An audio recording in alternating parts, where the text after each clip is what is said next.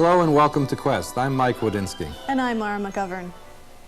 Cleaning up emissions from cars which pollute the air has become a concern for the automotive industry.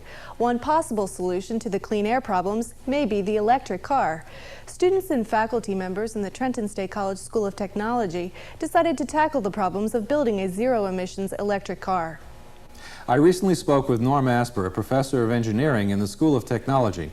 Norm was the project supervisor for the production of TSC's electric car, which, by the way, the students have named Potential Difference. Norm gave us a tour of the car and took us for a test drive. Later in the program, we'll hear a performance of our Quest theme by the Trenton State College Wind Ensemble. But first, our look at the car of the future, Potential Difference.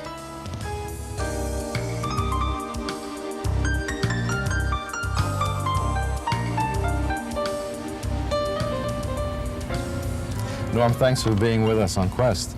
I was up in the city recently, and the difference between the air quality up there and here in Ewing Township, where Trenton State College is quite a difference. It was difficult, at least in the least unpleasant to breathe. When do you think we're going to be getting an electric car? Well, within this area, I would say 5 to 10 years at the most, 5 at the least. General Motors said that they would have the impact out. Mr. Stempel said that the impact out by 95. I don't think that's going to happen, but I would certainly say within the next 5 to 10 years we'll have major manufacturers with electric vehicles on the road and available to the general public. Is the technology worked out, or are we going to have to start with real expensive electric cars because of the technology? Yes, both. We'll probably have to start with expensive electric cars. The technology is ahead of what the market can stand. For example, most speculation is that we'll be using lead-acid batteries, although technology has much more sophisticated battery packs out there, but unfortunately society doesn't have a way of recycling them, so we don't have a way of getting rid of them once we're worn out. Tell me about the batteries. Well, lead-acid is the dominant battery in electric vehicles. Lead-acid is the battery in all cars today.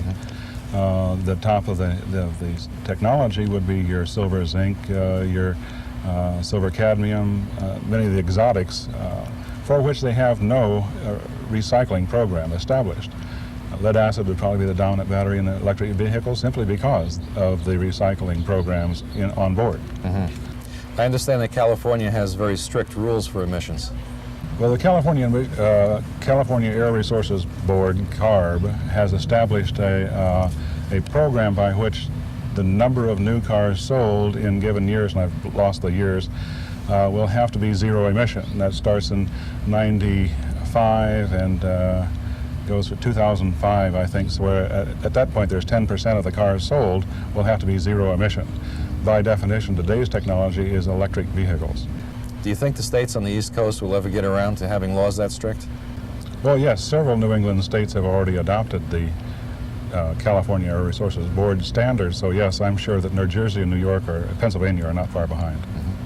Well, we're here to talk about Trenton State College's electric car.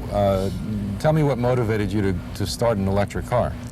Well, it was the social dominance of zero emission I thought was appropriate. And I thought it was appropriate that we get college students involved in that notion. It was socially responsible, and that's the kind of thing that we could do as engineers, an engineering program, to bring that about. And I thought developing a program like this or a car like this would do that type of involvement with students and do it well. Well, that involvement is much more important now since the School of Engineering Technology has gotten a new designation to engineering science. Why don't you tell me about that? Yes, I think it is certainly a giant step forward that we have established engineering science program at Trenton State College, and that projects like this will certainly continue to be a large part of that program. The students, I think, can only benefit by that. I think the state of New Jersey can only benefit by that. I think it's a great step.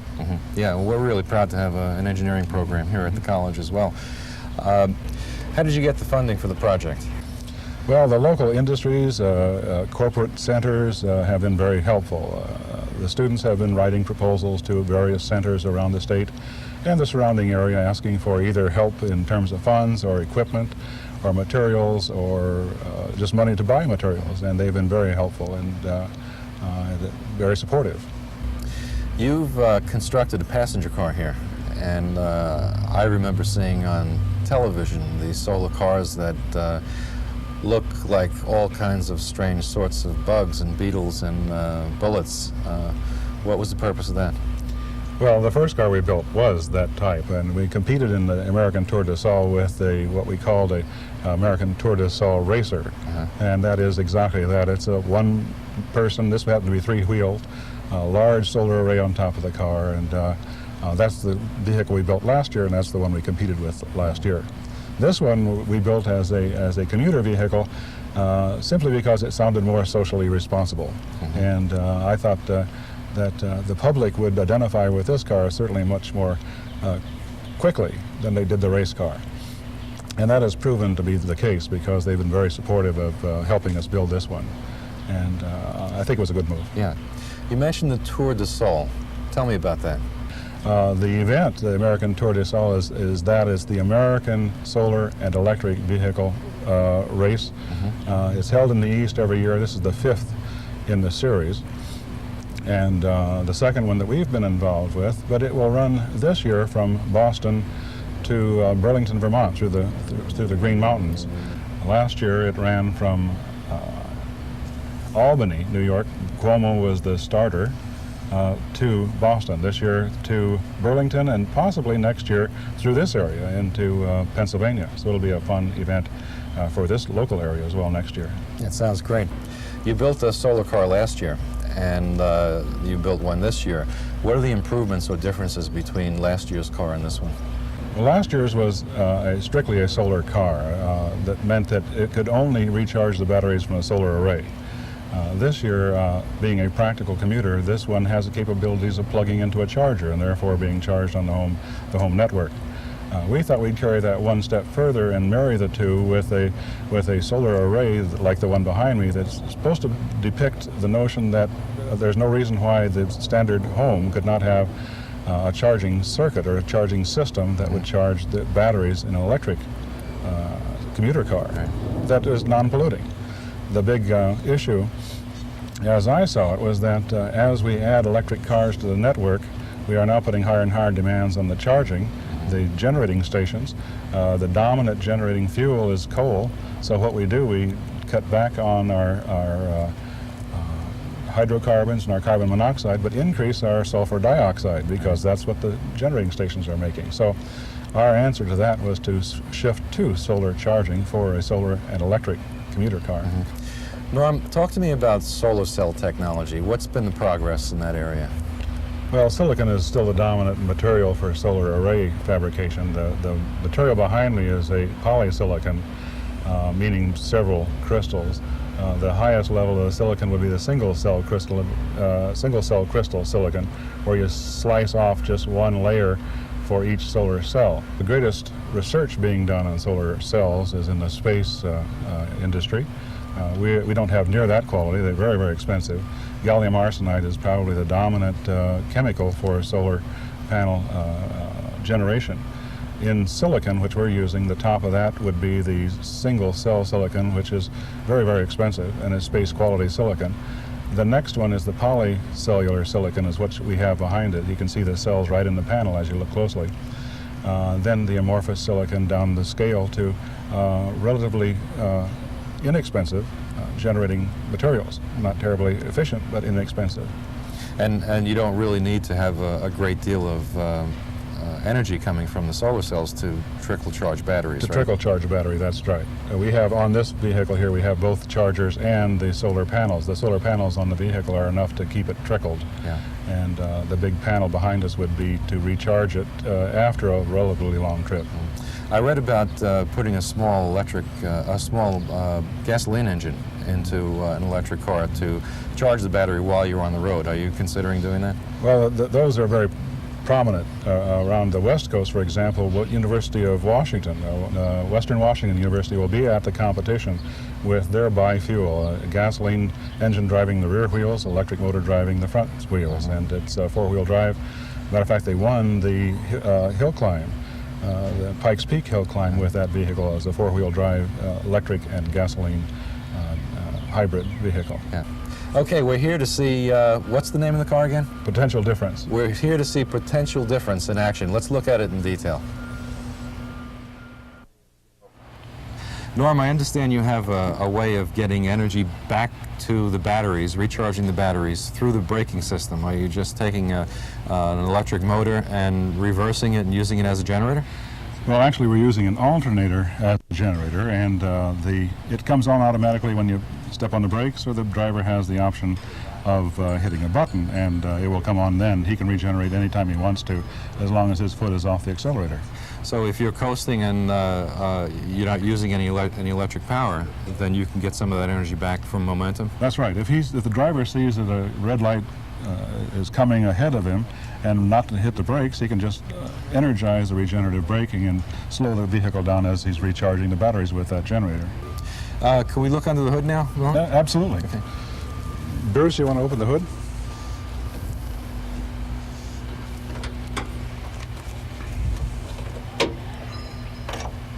So tell me about the batteries. How many batteries do you have? Well, there are 10 batteries in the vehicle. There's 3 up here and 7 in the back, giving us 120 volts, 10 12-volt batteries.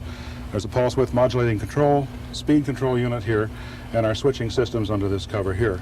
The regenerative braking is under those batteries. You just can't see it from here. Uh-huh. And what kind of electric motors are you using, or how many? Or Just one electric motor. It's an advanced DC series wound electric motor, designed especially for electric vehicles. I only see 3 batteries. Where are the rest of them? The 7 more are behind the seat. Let's open the battery pack.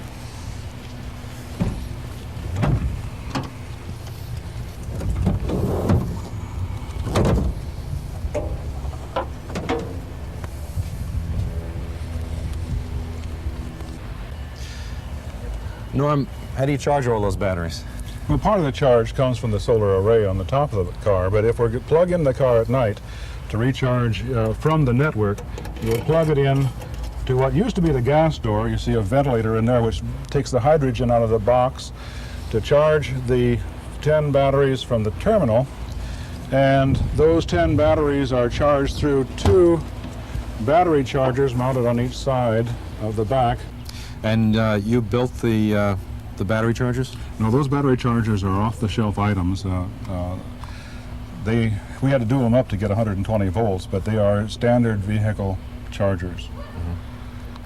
What items in the car, and what have you created from scratch, machines from scratch? Well, there are 2 answers to that. The electrical answer, which is we've almost duplicated everything we have on here, either designed by the students or fabricated by the students, as well as having purchased off-the-shelf items. Right now, this car is set up with off-the-shelf items in all these critical areas. We have student-built items that will replace these if we want to.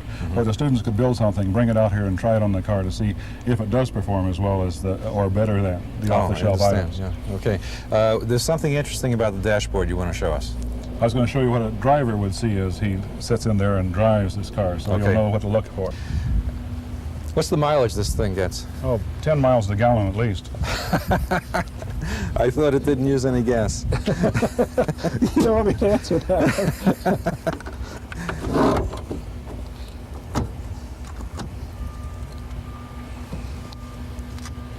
Well, the dashboard is exactly the way it came from the factory.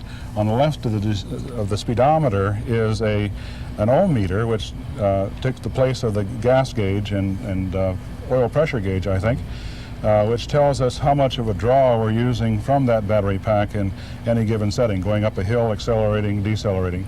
On the right side is a voltmeter, which shows the condition of the battery pack and voltage. The panel in the center of the dash, there's another ohm meter, another ammeter there, which reads the regenerative braking, how much energy is coming from that system. The voltmeter to the right there is calibrated for a tachometer. The large master switch on the tunnel there is the master key switch that shuts off everything. The only other part on the dashboard that you wouldn't recognize is the red button at the far left of the steering wheel. That's the regenerative braking button. That the driver has a chance of the opportunity to push that whenever he wants to energize the regenerative braking during a coast down period or something like that without touching the brakes. Touching the brakes will start that regenerative braking as well. So Norm, show me how you drive this. Well, you drive the vehicle just like any other economy car that you're likely to encounter. It's a standard 4-speed transmission, so you have a standard clutch, brake, not a gas pedal, but an accelerator pedal, a gear shift. It has emergency brake, lights, windshield wiper, and all that. The different part up here would be the master switch. This switch turns everything off. All the lights, all the accessories are off that 120-volt battery pack through a DC to DC converter, which gives 12 volts for everything as it was on the original car. The other part that's unique about the vehicle is that on the dashboard there is a panel for a laptop. The laptop sits here for the navigator. It's plugged into exactly the same information the driver has in terms of amperage, voltage, battery condition, and draw. Not only does he have the condition of the battery pack, what the demands of the car is, but he also has the ability to store it on a floppy. So at the end of the day, we can reclaim all that information and analyze the performance of the car during any period, and then make changes either in the way the car is put together or the way the driver drives it. So that's an interesting asset to data collection for the project. Could we see the car in action, Norm? You bet. My pleasure. Let's go. Okay.